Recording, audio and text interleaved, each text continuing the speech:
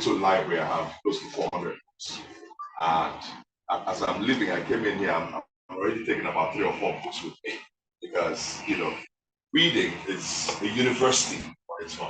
It's different from typical school that you and I went to. My first degree is in architecture. I have a degree in law, but there's nothing like the university of books. It can change your life. So today, 10, 15 minutes, I'm going to talk to you about one of my favorite topics, and that's emotional intelligence. And I want to start by telling you, I don't know whether my slides are here. I really don't need the slides, but it'd be nice to have those slides. But I want to start by telling you that emotional intelligence is a type of intelligence. That's the first thing I want to say. It's a type of intelligence. So you have people who are mathematically intelligent. There's a young lady, Esther Kade, I think by 9, she was in university, British Nigerian born child. By 16, Esther Kade had a PhD in financial mathematics. So mathematically, very intelligent. There are people who are musically intelligent. The Davidos, the Bonner Boys of the world, the Wizkid, they have musical intelligence. You have kinesthetic or physical intelligence, Serena Williams and the rest of them, so these Nigerian women who played in the FIFA World Cup, they have what you call physical or kinesthetic intelligence. But this type of intelligence is called emotional intelligence. And you see, anywhere you find an intelligent man or woman, so let's start there. Anywhere you find an intelligent person, 2 things are happening. 2 things are happening. 1, they're solving problems, especially complex problems. And 2, they're delivering positive results. So let's get that clear. So emotional intelligence is a type of intelligence. And everywhere it's applied, every time you deploy it, every time you apply it, what you're going to have is either positive results or you're solving a complex problem. All right, so on my slide, no, can you take it up to the first slide? Who's doing the slide? So I want to show you a formula. And in my book, my book here, if you look at chapter 1, you will see that formula. Yes, the book I wrote is on emotional intelligence, how to be intelligent without being stupid. So in my own library, I have over 70 books from different authors. But I added my own book and I published it last year, How to Be Intelligent Without Being Stupid. And in chapter 1 of this book, I introduce and unveil this concept called DPR. And if you look at this, the DPR stands for, who can tell me what it stands for? Can you see it? The desired positive result. Emotional intelligence is always about DPR. Anytime you talk about this concept, always remember the DPR. So let's take some examples. I only have pictures. I have like 2 or 3, 4 slides, and all you see are pictures. So let's go to the first picture. The next slide for me. This happened in China. This happened in China. So bring the DPR concept to China. And a bus driver is driving one of these buses, the BRT buses we have in Lagos, something like that. And he's driving, and he has about 14 or 15 passengers on that bus. Let's call the driver James, this gentleman. And then we'll call a woman on that bus, Helen. So there were 14 passengers with the driver. Now, can I ask you a question? When Helen boarded the bus, what would you say her DPR was? When she boarded that bus, a public transportation, like the BRT in Lagos, when you board the bus, what exactly, why are you boarding the bus? What's the DPR? Anybody? Yes, sir, please. The DPR. To get to a given destination. That's the DPR. Now, listen carefully. Somewhere along the line during the trip, she looked up. Maybe she was, distracted by her telephone or whatever. The bus driver missed her bus stop. In China, maybe you pull that thing like you have it in the UK. You pull it, it says, bing, it means you're going to stop. Like in Lagos, you'll be, I'm dropping. Yes, now in Lagos, how do you say it? I'm not Yoruba, but at least I'm right. I grew up in Lagos. Did I get that right? Okay, look at my Yoruba man, it's kind of crazy, right? You know what I'm saying? Trying to mix my whatever. Anyway, I want to get down. No? Driver mistakenly, you can say, missed the bus stop. Can I ask you a question? How do you think Helen felt? Tell me about her emotions. Don't tell me about what she did. Emotional intelligence begins with what you call emotional self-awareness. The ability to tune in to your emotions real time. To tune in, how am I feeling? How do you think she felt when the bus driver missed her bus stop? Anybody? Emotion. Label the emotion. How do you feel, Chike? Anxious. Because I'm going somewhere in a hurry. You've missed my bus stop. So people who are emotionally intelligent, they do very well to identify how they feel. They label the emotions and they tune in real time. So anxious. Anybody else? Any other emotion? Upset. Upset. You have to have a robust vocabulary when you're emotionally. You can name your emotions. Upset. Guess what she did? She got up. I know, where's my phone? She got up. Listen to me. She took her telephone, right? And she walked up to the driver, James, when he was driving, and took the phone and smashed it on James' head. Can I ask you a question? How do you think James felt? Anybody, please, let's interact now. This is not a monologue. No, I don't deliver with a monologue. I'm coming to you. I wish I had your names. There are no right or wrong answers. The driver felt angry. Now, listen to me. In emotional intelligence, one thing you must do is to never allow your negative emotions rob you of DPR. You didn't get that. Did you get that? You can't allow your negative emotions, like anger, rob you of what? What did I say? The DPR. Remember the DPR. Get to your various destinations. Bam! On his head. You know what the driver did? Cut the story short. He too turned around. One hand on the steering. He keeps this hand on the gear. Sorry, one hand on the steering, removes the hand from the gear, and jams the woman back with his hand. They got into a physical altercation. Cut the story short. That bus swerved off his lane. True story. In China, you can go to YouTube, you see, bam! Head-on collision with a vehicle. That bus plummeted into the ocean. Everybody died. Everybody died. Including the innocent who? Passenger. Why? Because a woman could not control her anger. In emotional intelligence, if you want to control anger, first identify I am angry. Label it, say it. The moment you label and say it, you begin to reduce the intensity of the anger. Number two, you can decide to keep quiet. She could have kept quiet for a moment. I just looked at this driver and said, this man, no, just missed my post stop. Relax, you're going somewhere, the DPR. And she could have calmly walked up to the driver to say, listen to me, emotionally intelligent people communicate their emotions. She could have said, James, I'm angry at you. James, I'm a bit anxious. Just missed my bus stop. James, I'm upset. Can you pull over in the next bus stop or stop here? Give me my transport fare. I'm getting out of here. Why couldn't she label the emotion, feel the emotion? Don't suppress your emotions. Don't deny the emotions. You're angry. But you can control your emotions to get to your DPR. Everybody died. Simply because she could not control. What about the driver? Why couldn't he control his emotions? Listen to me. The driver is a technical expert in driving. But I wonder if he went to emotional intelligence school. He can drive, but he can't control his anger. That is the problem. My second slide, let's keep moving. The second slide, let's see. So in my book, oh wow, look at the second slide. One thing that affects people's emotional intelligence is their temperament. Some people are choleric. They're bullish, they're dogged, they're opinionated, they're domineering. They get anger, they get anger easily. Cholerics. Some people are melancholics, they're perfectionists. Maybe, who knows whether Helen was a perfectionist? You miss her bus stop, she gets upset, irritated. Some people are sanguine, they're go-lucky, happy. Some people are phlegmatic, they're quiet and reserved. It's very possible that Helen was a choleric, bullish, domineering. Is it not true that some people have anger problems? True or false? Yeah. So people get angry easily. True or false? I met a man who says, I hardly get angry. That man is probably phlegmatic. Now, the choleric will need a lot more emotional intelligence because they have anger issues, so to speak. In quotes. The melancholy gets easily irritated because it's a perfectionist. You need a lot of emotional intelligence there. Right? So let's go to the next slide. I think it's from my book. The DPR, I think in the next slide. Look at what I say in my book. You can't see it here, but let's look at it. It says the DPR is always what? Can you see that word? Situational and depends on what we truly want to achieve in the particular circumstance within reason. What did Helen, stop reading, what did Helen want to achieve in that bus when she got on the bus? She was going to a destination. Did she get there? The DPR is what we want to achieve within reason and is always situational. Now let's look at it. He said, specifically, the true test of the DPR can be determined by asking, what would a wise man or woman do under the same or similar circumstances? What would a wise woman do? Can anybody answer that question? The driver missed your bus stop. If you're a wise woman, what would you do? Tell me.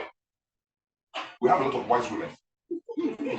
Every woman here is wise. Can a woman answer the question? If you are applying this concept, and it says here, look at what it says. Wisdom, in this case, will be judged by what is appropriate and right in decent society. So what would a wise woman do on that bus, please? Missed your bus stop. Any woman? Please don't be shy now. Yes. You probably can't do a U-turn, but just communicate. Next bus stop or stop. In China, probably have to wait till the next bus stop. Get down the bus, collect your fare. You will have been alive. Everybody died. I don't think you're following what I'm saying. Everybody died. Because somebody could not control himself or herself. Look at my next slide. Watch this. Let's go to the doctors. They're about to do surgery. Okay, security officer. Well, let's skip this. Go to the doctors. Let's skip this. I'll come back to this if I have time. Let's go here. 2 doctors getting ready for surgery. Storytelling. Watch this. The guy in the green is a veteran surgeon, 30 years in surgery. The guy in the white is doing his residency or housemanship in the US somewhere, right? In the US, to do medicine, you do the first degree, you go to med school. So the guy in the white is doing his housemanship. Listen to me. There's a child that has brain cancer. They're going for surgery. Now, the guy in the green, let's call him Dr. Stephen, 30 years of surgery experience. This other guy is a new guy. What we call a chloroform is green, right? Are you with me? They get into surgery and the child has brain cancer, tumor in the brain. Dr. Stephen begins to operate. The nurses, the doctors, everybody, about 7 or 8 people in the surgery room. Guess what? And this young doctor, he's young because he's doing his hospital. Let's call him Dr. Kevin. He starts to fidget. He's fearful, starts to sweat.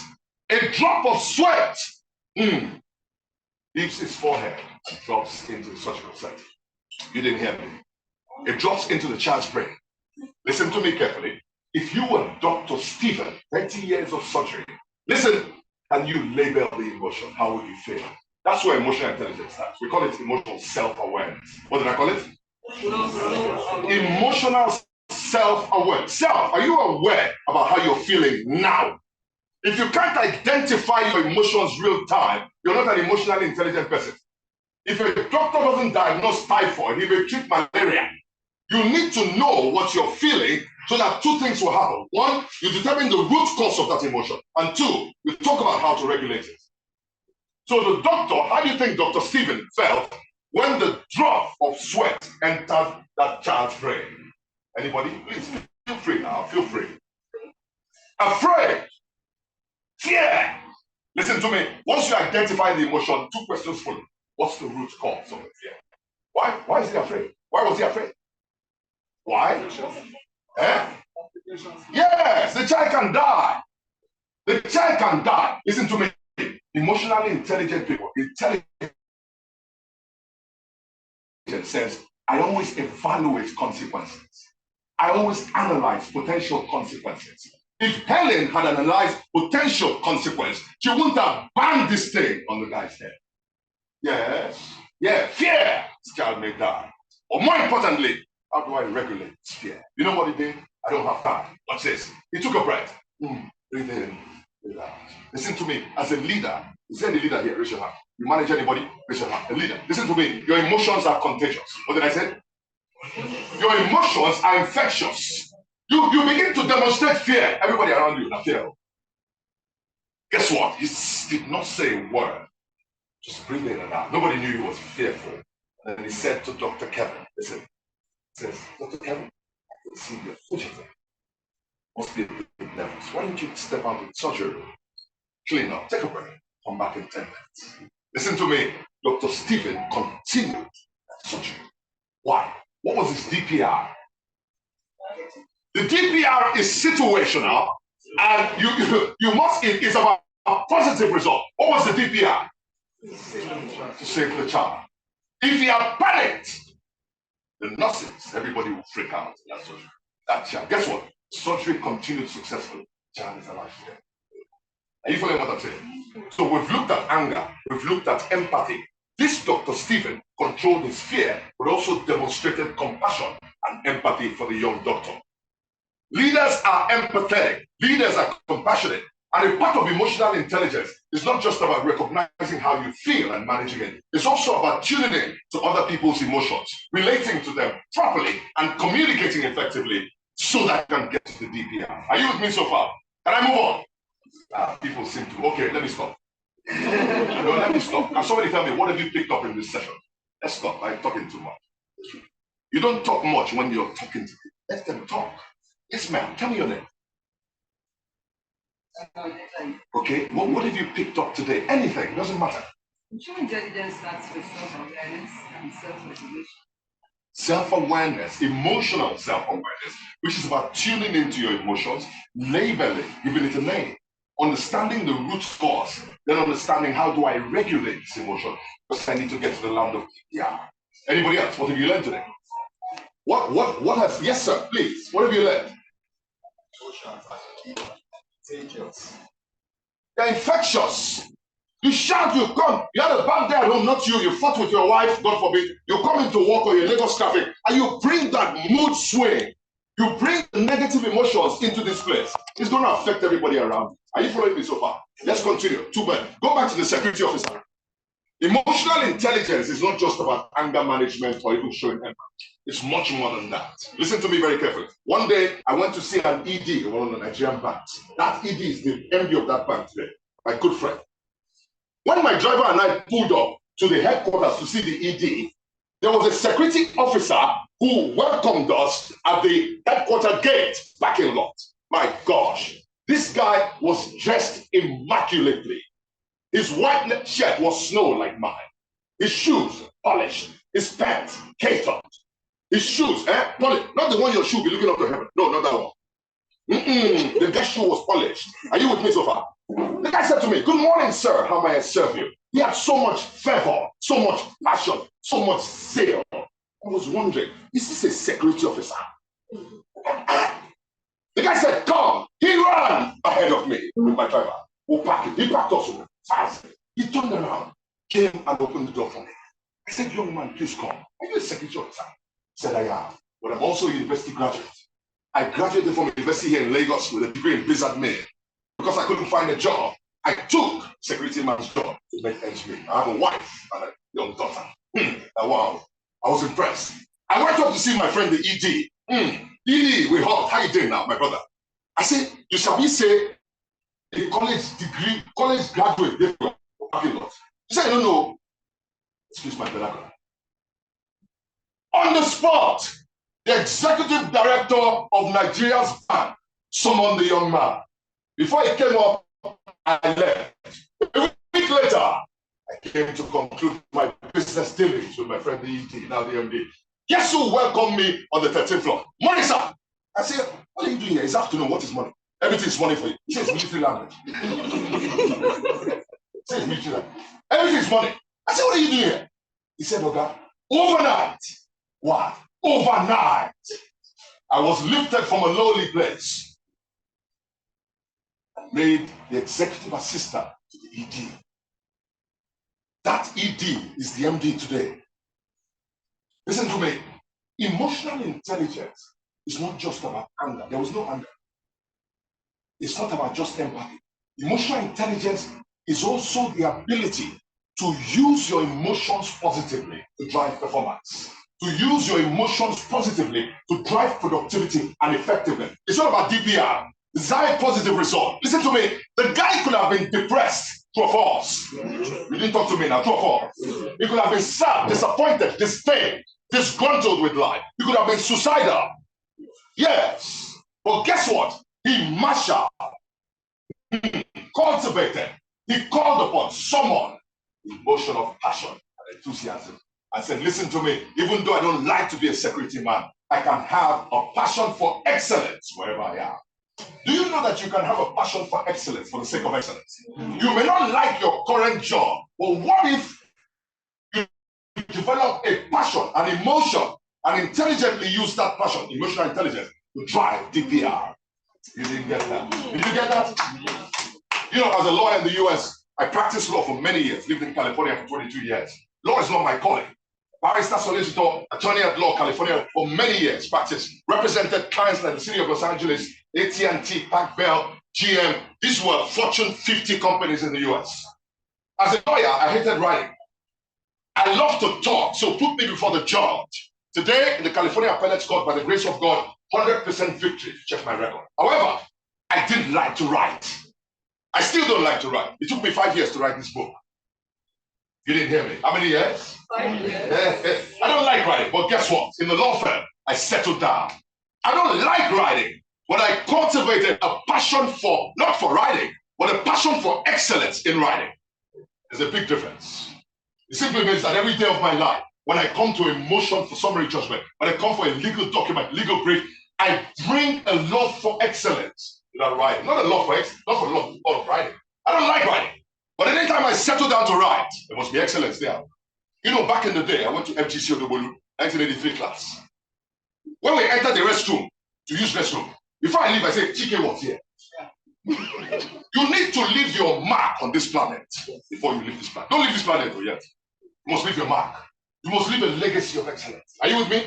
Anyway, I'm about to stop. So let's go. This guy, you know, where is this guy now? Hey, the guy is working with the MD from a security guard.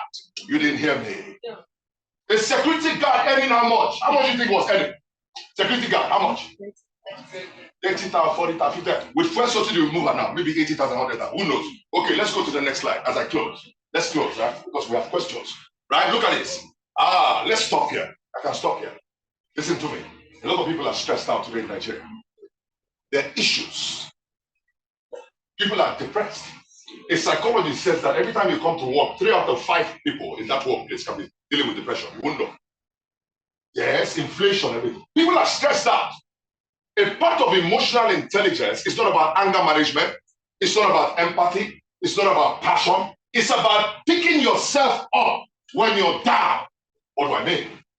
When you're down, you experience things like depression, sadness, anxiety, right? You're despondent, right? Now, what do? First, you must tune into the emotion. I'm sad. Listen to me as I close. Don't suppress your sadness. People commit suicide. Emotionally intelligent people do not suppress their emotions. They don't deny it either. Let's close with this story. The worst day of my life, I close. April 13, 1996 was the worst day of my life. I've had great days. The day I married my beautiful wife, Azuka.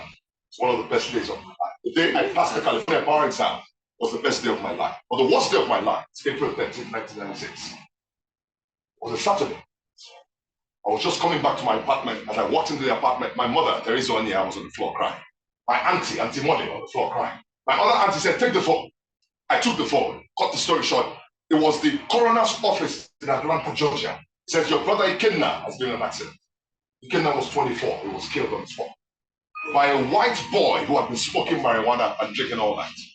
I was 29 and Ikenna was 24. Why me? I never lost anybody in my family. Why me?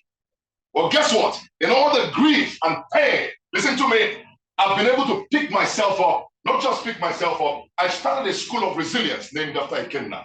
If you go to LinkedIn today, you'll see Ikenna, a school of resilience. I lost a brother, but I've taken my pain to do some things great on his behalf. His name will be immortalized forever. Stanford University, as I close. How did Stanford start? One of the best schools in the world? Stanford. The Stanford family, their only child was 8 or 9 years old, died of typhoid fever. Only child. They named Stanford after that child. Today, you and I will go to Stanford for graduate school. But that's how the school started. Your pain. Confront the brutal facts. Talk to somebody about how you're feeling. Get help. Right? Get help. Those are the intelligent ways to deal with your emotions. I think on that note, I think stop. Thank you.